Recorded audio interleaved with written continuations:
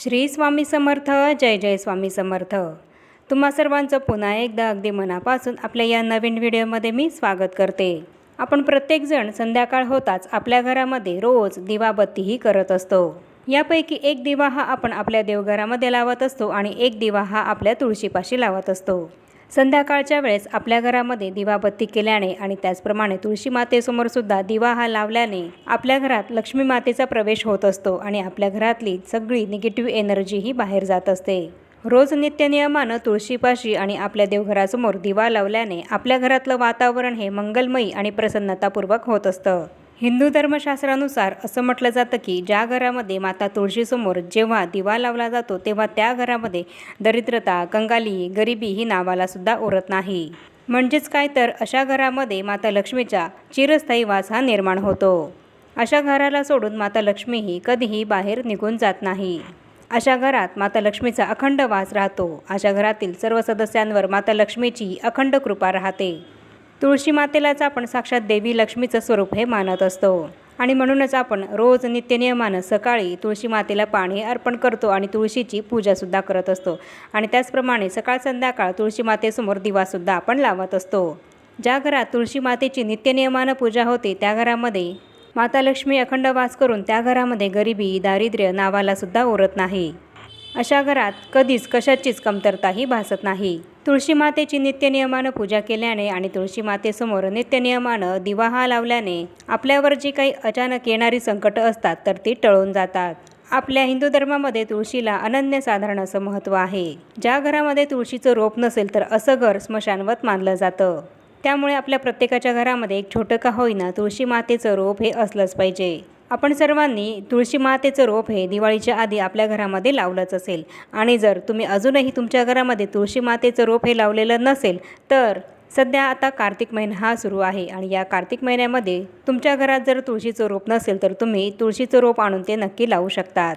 तुळशीचं रोप लावण्यासाठी कार्तिक महिनासुद्धा अतिशय शुभ महिना मानला जातो, कारण याच महिन्यामध्ये आपण तुळशी मातेचं लग्न हे भगवान श्रीहरी विष्णू यांच्याशी म्हणजेच शालिग्राम देवतेशी लावत असतो आणि म्हणूनच अजूनही जर तुम्ही तुमच्या घरामध्ये तुळशीचं रोप लावलेलं नसेल तर आता नक्कीच लावा आणि तुळशी मातेसमोर नित्यनियमानं दिवासुद्धा लावा आणि तुळशी मातेची रोज पूजासुद्धा करा.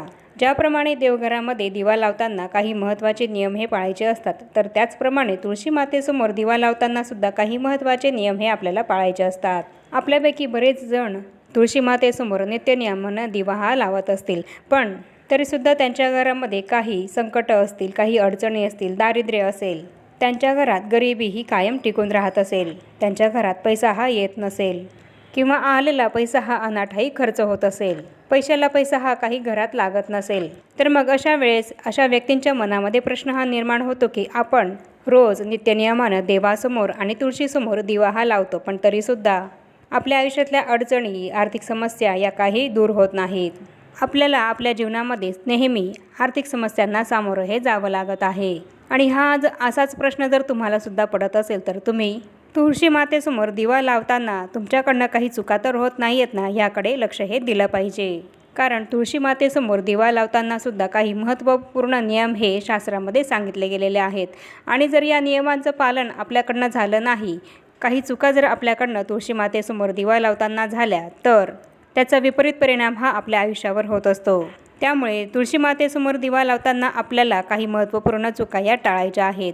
काही महत्त्वपूर्ण गोष्टींकडे आपल्याला लक्ष द्यायचं आहे, म्हणजे जेणेकरून आपण तुळशीसमोर जो काही दिवा लावू तर त्याचं संपूर्ण फळ हे आपल्याला मिळेल आणि आपल्या आर्थिक समस्यांपासून सुटका होऊन आपल्या संपूर्ण घराची प्रगती होईल. तर आजच्या व्हिडिओमध्ये हीच मी तुम्हाला माहिती देणार आहे की तुम्हीसुद्धा जर तुळशी मातेसमोर दिवा लावत असाल तर तुम्हालासुद्धा या काही महत्त्वपूर्ण चुका आहेत तर त्या चुकूनही करायच्या नाही आहेत. तुळशीसमोर दिवा लावताना या काही महत्त्वाच्या गोष्टी या तुम्हाला कायम लक्षात ठेवायच्या आहेत. तुळशीसमोर दिवा लावत असताना कळत नकळत या चुका जर तुमच्याकडून झाल्या तर लक्ष्मी माता ही तुमच्या घरातून काढता पायही घेऊ शकते आणि तुमच्या घरात दारिद्र्य, गरिबी येऊ शकते. त्यामुळे या चुका तुम्ही करू नका.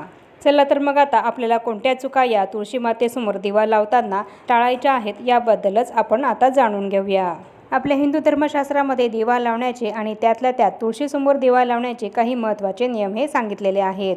तुळस औषधी गुणधर्मांनी युक्त असते. आयुर्वेदामध्ये तिचे खूप मोठे महात्म्य आहे. म्हणून आपण आपल्या प्रत्येकाच्या घरात तुळशीचे रोप हे लावत असतो. तुळस ही हिंदू धर्मशास्त्राप्रमाणे लक्ष्मी स्वरूप देखील आहे.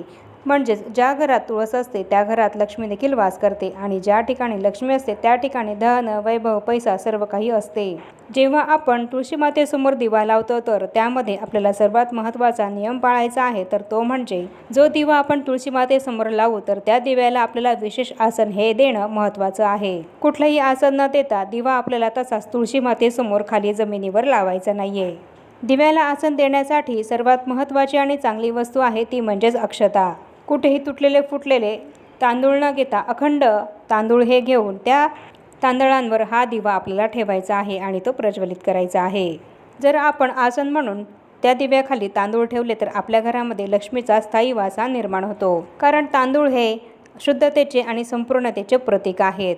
म्हणून कधीही दिवा लावताना, तुळशीसमोर दिवा लावताना तो तसाच खाली जमिनीवर न ठेवता एका छोट्याशा प्लेटमध्ये आपल्याला थोडेसे अखंड तांदूळ हे घ्यायचे आहेत आणि त्यावर हा दिवा आपल्याला ठेवून तो आपल्याला तुळशी मातेसमोर प्रज्वलित करायचा आहे. किंवा मग तुम्ही इथे फुलांचं आसनसुद्धा या दिव्याला देऊ शकतात.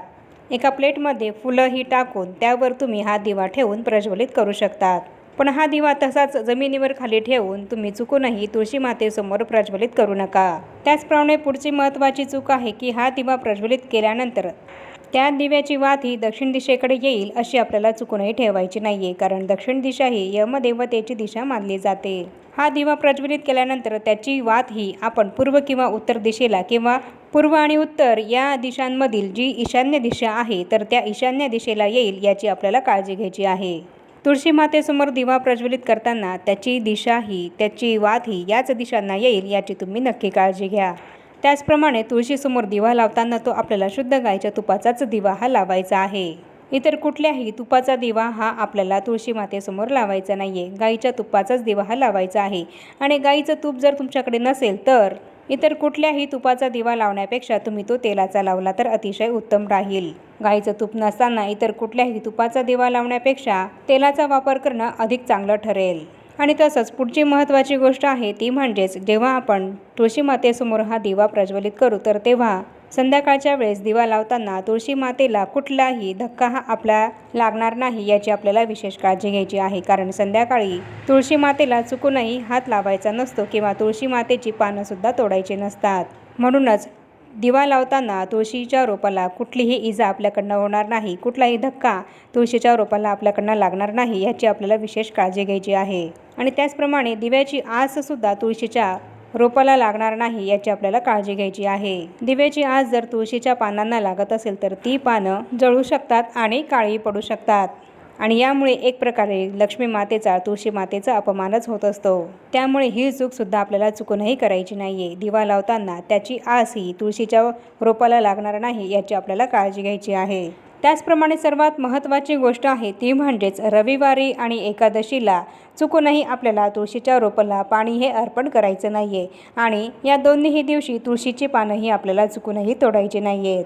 तर याप्रमाणे या ज्या काही महत्त्वाच्या गोष्टी आहेत तर त्या लक्षात घेऊनच आपल्याला तुळशी मातेसमोर दिवा लावायचा आहे. ज्या काही चुका आहेत तर त्या आपल्याला टाळायच्या आहेत. या चुका जर तुमच्याकडूनही कळत नकळत झाल्या असतील तर इथून पुढे या चुका तुम्ही नक्की टाळा. म्हणजेच या चुका टाळल्याने तुळशीसमोर दिवा लावण्याचे पूर्ण फळ हे तुम्हाला मिळेल. आणि आता एक महत्त्वाचा उपाय मी तुम्हाला सांगणार आहे. जर तुमच्या घरामध्ये खूप आर्थिक संकट असतील, 18 विश्व दारिद्र्य जर तुमच्या घरामध्ये असेल तर संध्याकाळी तुळशीच्या रोपाजवळ दिवा लावताना तुम्हाला हा एक अत्यंत प्रभावी उपाय करायचा आहे. आणि हा उपाय करण्यासाठी जो दिवा आपण तुळशी मातेसमोर लावणार असू तर त्या दिव्यामध्ये चिमूटभर हळद ही टाकायची आहे. आणि 11 वेळा ओम नमो भगवते वासुदेवाय या मंत्राचा जप हा करायचा आहे. आणि तुळशी मातेला हात जोडून मनोभावे नमस्कार करायचा आहे. आणि आपली आर्थिक संकटांपासून मुक्ती व्हावी, आर्थिक संकटातून आपली सुटका व्हावी यासाठी प्रार्थना करायची आहे. दिव्यामध्ये हळद टाकल्याने लक्ष्मी माता ही आपल्या घराकडे आकर्षित होत असते. कारण लक्ष्मी मातेला हळद ही अत्यंत प्रिय आहे. तसंच श्रीहरी विष्णूंना सुद्धा हळद ही अत्यंत प्रिय आहे. त्यामुळे तुळशीसमोर दिवा लावून त्यामध्ये जर आपण चिमूटभर हळद ही घातली तर यामुळे देवी लक्ष्मीही आपल्या घरामध्ये स्थिर होण्यास मदत होत असते आणि आपल्या जीवनातील आर्थिक संकटही दूर होतात आणि आपल्या घरात माता लक्ष्मीचा अखंड वास राहतो.